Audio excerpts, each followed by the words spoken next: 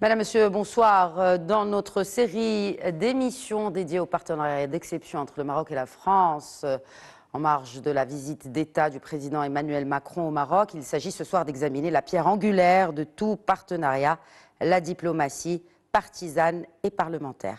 Et tel que rappelé par Sa Majesté le roi Mohamed VI dans son discours adressé aux élus de la nation le vendredi 10 octobre, je cite le souverain: vous êtes au fait, honorables parlementaires, du rôle agissant qui revient à la diplomatie partisane et parlementaire pour recueillir davantage de reconnaissance en faveur de la marocanité du Sahara et pour élargir l'appui à l'initiative d'autonomie en tant que seule solution à ce conflit régional. Fin de la citation royale. Et pour cause, la diplomatie parlementaire reste un instrument crucial dans les relations internationales modernes. Et nul besoin d'être passionné d'histoire pour savoir que les relations entre Rabat et Paris ont longtemps été influencées par les liens personnels et idéologiques entre les élites politiques des deux pays.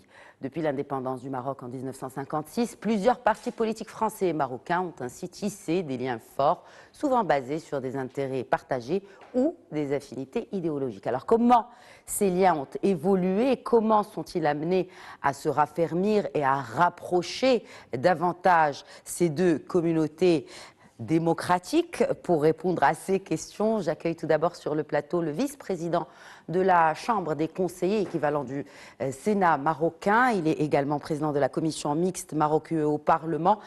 Ancien ministre du Tourisme, Lahsen Haddad, bonsoir et merci de répondre à nos questions. Bonsoir, merci pour l'invitation. Merci à vous de l'accepter. Pour représenter le Sénat français, cette fois depuis Paris, le sénateur LR du Val-de-Marne, envoyé spécial du président du Sénat pour les relations internationales et surtout président du groupe interparlementaire d'amitié France-Maroc. Bonsoir Christian Cambon et merci de répondre à notre invitation ce soir. Bonsoir. Alors le 30 juillet, la France reconnaît la souveraineté du Maroc sur ses provinces sahariennes. Et pour M. Cambon d'ailleurs, et je vous cite, cette décision réconcilie la France avec sa position historique en soutien au Maroc et à ses efforts en faveur de la paix et du développement dans cette région. Il était temps que la France ajoute son nom à la longue liste de pays ayant déjà approuvé la proposition d'autonomie pour le Sahara sous souveraineté marocaine. Alors justement, on voudrait en savoir plus. Quel rôle a joué la politique ou la classe politique française dans ce tournant historique, Monsieur Cambon, tournant historique de la position de la République française sur le dossier du Sahara? Eh bien, d'abord, merci de votre invitation et vous dire tout d'abord que ce changement, cette nouvelle prise de position du président de la République le 30 juillet nous a beaucoup réjouis car c'est un combat que nous menons depuis de longues années pour faire en sorte que la réalité l'emporte sur des positions qui se bornaient à reprendre des formules un peu diplomatiques. Je rappelle que la France a bien évidemment été depuis bien longtemps aux côtés du Maroc, notamment dans le soutien au plan de large autonomie proposé par Sa Majesté. Mais la formule un peu diplomatique qui prévoyait que c'était une solution au conflit qui existe ne nous donnait pas une totale satisfaction et nous souhaitions effectivement une clarification de cette position. D'ores et déjà, au tout début de l'été, et sur proposition du groupe d'amitié, le président du Sénat, Gérard Larcher, qui se rendra prochainement au Maroc, le président Gérard Larcher avait saisi à travers un courrier le président de la République pour lui dire qu'il était temps de clarifier la position de la France. Et c'est effectivement ce qui est intervenu. Nous n'avons évidemment pas été les seuls. Je crois qu'il y a aussi de nombreux autres intervenants du domaine économique, du domaine politique. Et je pense que ce choix du président de la République est une très bonne chose. Et bien sûr, le groupe d'amitié France-Maroc se réjouit et va accompagner par ses initiatives ce nouveau changement. Et je pense que ce qu'il convient de noter, mais on aura peut-être l'occasion d'y revenir, c'est la clarté du propos du président de la République qui parle d'une reconnaissance pour le présent et pour l'avenir du Sahara comme faisant partie de la souveraineté marocaine. Je pense que c'est une clarification qui était la bienvenue. qui était la bienvenue et qui était indispensable justement pour remettre sur pied ce partenariat d'exception, ce partenariat historique entre le Royaume du Maroc et la République française. Lassine Haddad, il est sûr que cette diplomatie parlementaire est essentielle pour maintenir le dialogue. Comment, sur le terrain, elle prend forme? Écoutez, le travail qui a été fait au niveau du Sénat marocain, au niveau de la Chambre des conseillers, au niveau également du Sénat français, c'est un travail de longue haleine et c'est un travail qui a été mené par M. Larcher, également par M. Zidouh, et pour un peu renforcer le partenariat entre le Maroc et la France, et également essayer de créer, si vous voulez, cette synergie, et également essayer de raccorder les violons par rapport à si vous voulez, ce développement qui est très important et qui ne fait que répondre aux relations qui existent entre les deux pays, qui sont solides, historiques, très riches, etc., etc. Alors, il y a un travail qui se fait au niveau des groupes d'amitié. Je pense que le groupe d'amitié est exemplaire entre le Sénat marocain et le Sénat français, entre la Chambre des conseillers et le Sénat français. Il faut que d'autres groupes d'amitié travaillent dans le même sens, c'est-à-dire il faut que également ça soit entre la Chambre des représentants et également entre l'Assemblée nationale française. C'est ce qu'on fait également au niveau du Parlement européen dans le cadre de la commission mixte parlementaire, avec bien sûr quelques problèmes qu'on a vécus pendant maintenant plus d'une année, mais c'est ça le travail, c'est un travail de longue haleine, mais c'est un travail également qui va dans le sens d'essayer de comprendre quels sont les intérêts des uns et des autres.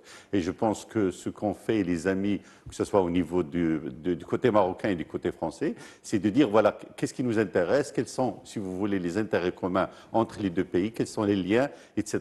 Et comment on peut aller, comment on peut pousser, si vous voulez, à avoir des décisions, et des décisions qui sont courageuses, mais également des décisions qui positionne les deux pays dans une trajectoire de gagnant-gagnant, mais également de trouver une solution. Une solution, je pense que le rôle de la France, il est très important dans ce sens-là, parce que la France connaît bien cette question, elle connaît bien l'histoire de ce problème-là. La France également, elle est très active au niveau du Conseil de sécurité par rapport à toutes les décisions qui sont prises sur le conflit, etc. Donc la France, c'est un tournant important et qui a suivi celui des États-Unis. Donc on est dans une trajectoire qui est très positive, dans un lancé positif. Et je salue les personnes qu'a citées M. Larcher qui ont essayé de pousser l'État français à faire cette reconnaissance. Il y a un travail qui a été fait au niveau du Sénat, il y a un travail qui a été fait également par les leaders économiques, etc. Et ça, c'est important. Et ce que vous dites, en fait, c'est que finalement, cette diplomatie partisane, c'est un facteur de stabilité? C'est un facteur de stabilité, c'est un facteur également, on ne remplace pas la diplomatie officielle, mais on est là pour essayer de dire, voilà, il y a une profondeur, il y a une histoire riche qui existe dans les deux pays, il y a des intérêts qui sont très importants, il y a des intérêts stratégiques entre le Maroc et la France. Nous sommes là, nous sommes en train de les observer, ils sont là. Donc on essaie de pousser l'exécutif, on essaie de pousser le gouvernement à essayer de se comprendre mieux, à essayer d'aller de l'avant pour bâtir, si vous voulez, mieux cette relation-là, mais également de leur dire, écoutez, il y a beaucoup qui nous unit, il y a beaucoup qui fait qu'on doit être ensemble, qu'il y a, par exemple, des différends entre les deux pays. Donc, je pense que le rôle des parlementaires, c'est de complémenter, si vous voulez, ce que fait la diplomatie officielle. Et cela que le travail qui a été fait par M. Cambon, par les collègues marocains, a été formidable dans ce sens-là. Alors justement, Christian Cambon, est-ce qu'aujourd'hui on peut parler d'alliances partisanes plutôt pragmatiques ou, comme elles furent dans le passé, plutôt idéologiques? Écoutez, je pense que c'est peut-être un mélange des deux. D'abord, il y a un constat historique. Cette affaire du Sahara occidental traîne depuis de trop longues années. L'histoire, mais ça nécessiterait sûrement un débat particulier, l'histoire démontre amplement que la volonté du Maroc de récupérer ces territoires est inscrite dans une longue tradition quasiment millénaire, puisque le royaume chérifien comprenait ces territoires il y a fort longtemps. Bien. Et puis, il y a effectivement un côté tout à fait pratique, car la relation entre la France et le Maroc, qui est une relation exemplaire, et moi je suis très reconnaissant, je l'ai dit à de nombreuses reprises, du rôle que le Maroc a joué, par exemple, lorsque nos troupes étaient exposées au Sahel, au Mali. Vous nous avez aidés. Sa Majesté a montré immédiatement sa solidarité avec le rôle que nous tenions au Mali. Nous avons des intérêts économiques très importants dans les deux sens. Nous avons, sur le plan culturel, bien évidemment, une présence très forte. Et tout ceci risquait de souffrir d'un sujet qui est au cœur du Maroc, qui est véritablement un sujet qui réunit toutes les opinions, toutes les sensibilités au Maroc. Et il ne fallait pas que ce dossier, après le malencontreux épisode des visas, qui est en passe de se régler maintenant de manière définitive, il ne fallait pas que cet épisode puisse nuire à cette relation. Et c'est, je crois, la constatation de tous ces faits qui nous ont conduit, avec notre ami Haddad bien sûr, mais le président Mohamed Zidou, à aller plus loin et à faire en sorte que les parlementaires, comme cela vient d'être dit par mon collègue, puissent agir et conseiller les gouvernements. Le mien, en ce qui me concerne, moi j'ai eu à de nombreuses reprises des entretiens avec le président de la République, avec son équipe, et puis j'ai pu faire passer ce message sur lequel il fallait sortir de ce non-dit et de cette préposition « une solution ». Maintenant, la France dit c'est la solution. Alors le français est une langue claire et ça veut bien dire ce que ça veut dire. Et je pense qu'il y a tout bénéfice pour les deux pays à sortir de cette ambiguïté. Et il y a la possibilité maintenant d'écrire de très belles pages nouvelles dans notre coopération. Mais je veux saluer au passage le travail des parlementaires. Car, des parlementaires, toutes sensibilités politiques confondues, Monsieur Cambon. Ce serait bien de le préciser, oui, parce que le groupe d'amitié compte plusieurs couleurs politiques. Il est composé d'une 60aine de membres, mais qui viennent de plusieurs horizons politiques. Tout à fait. Alors, je ne peux pas cacher qu'un certain nombre très minoritaire, je pense aux Verts, aux écologistes, et puis traditionnellement le Parti communiste français qui a pris fait et cause pour le Polisario, je ne peux pas dire que la position du Sénat entraîne beaucoup d'éléments favorables chez eux. Mais si vous voulez, la loi de la démocratie, c'est la nôtre. Et bien évidemment, à partir du moment où l'immense majorité du groupe soutient cette évolution, nos amis peuvent effectivement défendre une idéologie qui est la leur, que je respecte, mais toujours est-il que nous ne pouvions pas la prendre en partie. Et moi, vous savez, mon travail de président du groupe d'amitié est de dire à ses collègues du groupe écologiste, même du groupe communiste s'ils le souhaitent, mais allez sur place. Vous verrez effectivement l'action essentielle sur le plan des transports, sur le plan de la sécurité, sur le plan de l'environnement, l'agriculture raisonnée. Moi, tout ce que j'ai vu lors de mes plusieurs déplacements que j'ai eu l'occasion de faire à La Hayoun et à Dakhla, par exemple, montre à l'évidence que le Maroc a énormément investi et je crois que c'est une dimension essentielle. Il faut aller voir ce que le Maroc a fait et croyez-moi, ceux qui l'ont fait à l'invitation du président Zidou sont revenus en France, même lorsqu'ils doutaient au départ, ils sont revenus convaincus du travail qui est fait par le Maroc sur ce territoire. Comment justement renforcer les outils du plaidoyer parlementaire marocain, Hassan Haddad?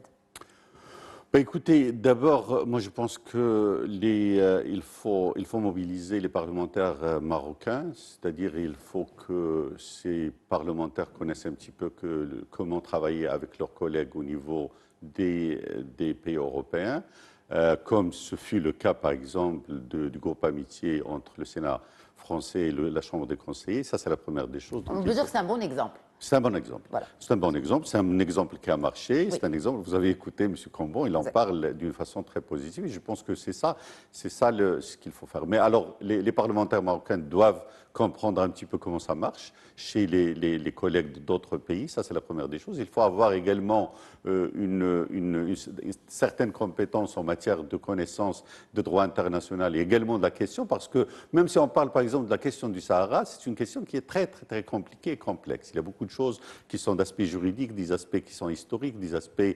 et donc le plaidoyer doit être fait d'une façon où on connaît un petit peu le dossier et comprendre comment faire ce genre de plaidoyer. Et la troisième des choses, c'est-à-dire quel est l'intérêt des autres. C'est-à-dire on va aller chez un autre pays, un autre Sénat par exemple, un autre Parlement, donc il faut voir quels sont les intérêts de ces parlementaires, qu'est-ce qui les intéresse.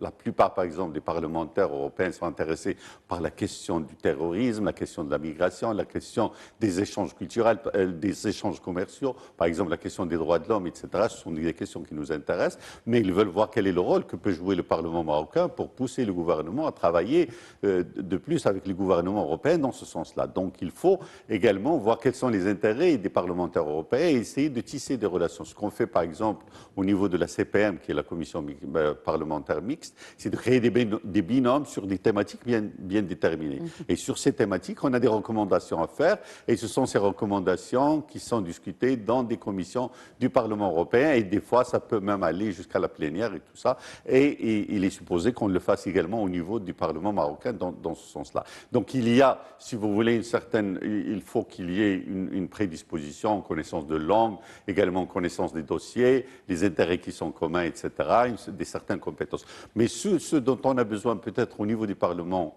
marocain, et je pense que maintenant, après le discours de Sa Majesté, c'est ça sur lequel on va travailler, c'est d'avoir beaucoup plus d'expertise dans le Parlement, que ce soit l'expertise des parlementaires eux-mêmes ou des experts qui travaillent avec les parlementaires marocains sur le plaidoyer, sur des questions bien déterminées. Et bien sûr, la question primordiale pour les Marocains, c'est la question du Sahara, mais il y a d'autres questions également qui nous intéressent. La migration, ça nous intéresse beaucoup. Les questions, par exemple, du développement durable, ce qui se passe au Sahel, toute la question des changements climatiques et tout ça, les droits de l'homme, tout ça c'est très important, les droits d'asile, les droits des immigrés et tout ça.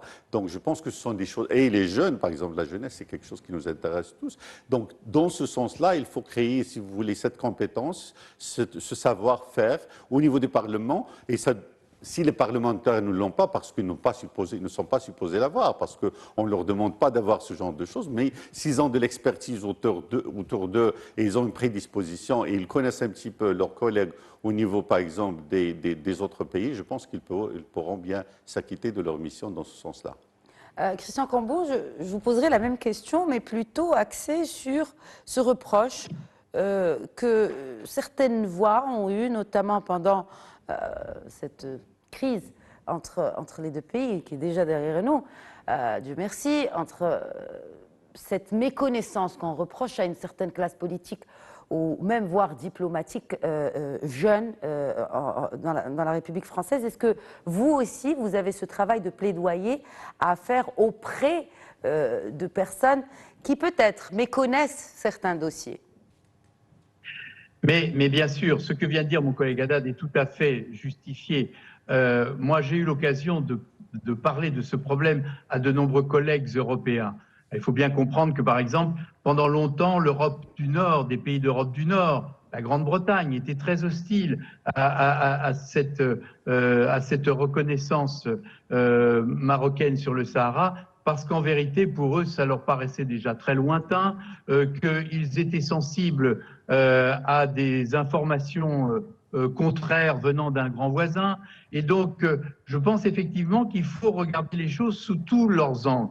J'ai évoqué la dimension historique, j'ai évoqué les problématiques qui se posent maintenant, et nous avons nous-mêmes, ici en France, à bien et mieux faire connaître cette réalité, car j'ai souvent eu l'occasion de dire Dieu sait si le Maroc a de très nombreux amis en France, mais il a aussi quelques adversaires, et ces adversaires, il faut les convaincre sans polémiquer inutilement. Moi, je rencontre mes collègues communistes que j'évoquais tout à l'heure, je leur en parle très posément, et encore une fois, je pense que plus on rentre dans le dossier, plus on a la possibilité d'aller voir sur place. Je pense que ça peut éclairer un parlementaire qui, comme le disait mon collègue le président Haddad, n'est pas élu pour connaître tous les problèmes de la Terre. Vous savez, moi, en tant qu'envoyé spécial du président du Sénat pour les relations internationales, j'étais la semaine dernière en Turquie, j'ai longuement travaillé sur la relation franco-turque pour bien essayer de faire avancer les choses.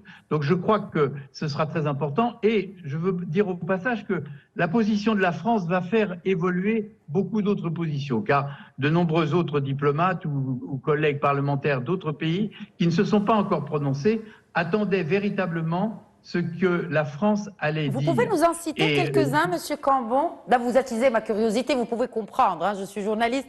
Là, vous dites que cela pourrait peut-être inspirer d'autres pays. Vous penseriez à quel pays en particulier? Par courtoisie vis-à-vis de ces pays, et alors que nos discussions sont privées, je ne peux pas tout à fait répondre à votre question, mais je peux vous dire qu'en Europe, en Afrique ou en Amérique latine, par exemple, eh bien, nous avons été interrogés à de nombreuses reprises et les échos que nous avons laissent à croire qu'il y aura des prises de position favorables au plan marocain dans des pays qui jusqu'à présent attendaient un petit peu de voir comment les choses évoluaient. Alors bien sûr, d'ores et déjà, vous le savez, plus de 15 pays européens soutiennent ce plan et je pense que, je crois que dernièrement encore le Danemark vient de prendre une position. Ce qu'avaient fait les États-Unis était évidemment très important. Je pense que maintenant le mouvement est irrépressible. La logique et la volonté, surtout la volonté d'en finir avec des conflits. Est-ce que vous ne pensez pas que, à cause avec les drames que nous vivons au Moyen-Orient, en Ukraine, au Soudan et bien d'autres ailleurs, on ne pourrait pas faire un effort pour essayer de régler des conflits qui traînent depuis tant d'années. Et le plan de large autonomie n'est pas une annexion pure et simple en disant on est chez eux, on est chez nous, etc. Je pense qu'au contraire, la vision de Sa Majesté était beaucoup plus constructive. Elle consistait à reconnaître effectivement des spécificités de cette région en donnant aux populations locales la possibilité de mieux gérer leurs propres affaires, mais évidemment sous souveraineté marocaine parce que la défense, la politique étrangère, etc., tout ceci a besoin du soutien d'un très grand pays comme le Maroc. Mais je crois que le mouvement maintenant est enclenché. Nous allons suivre avec la plus grande attention, et du reste nous allons avoir une délégation du Sénat français qui va aller aux Nations Unies. Nous allons suivre très attentivement ce qui se passe aux Nations Unies, hein, sur la résolution qui doit bientôt intervenir. Et puis, je pense qu'il faut que nos amis marocains suivent avec la plus grande attention ce qui se passe au Parlement européen. Là, je pense que peut-être il y a vous quelques tendez la perche à Hassan Haddad, là. Voilà, je dis que la représentation marocaine auprès des instances européennes me semble peut-être, je me permets avec modestie et beaucoup de respect, car ce n'est pas à moi de prendre les décisions, mais de ce que je vois et de ce que j'entends, je pense qu'il ne serait pas inutile que le Maroc soit représenté à Strasbourg, à Bruxelles et à Luxembourg avec un tout petit peu plus d'intensité, parce que là, il reste encore des prétoires où un autre discours est entendu et ça peut gêner une évolution naturelle de la part de certains pays. Donc voilà, c'est une suggestion que je fais avec beaucoup de modestie, mais avec quand même une connaissance assez précise de ce qui s'y passe.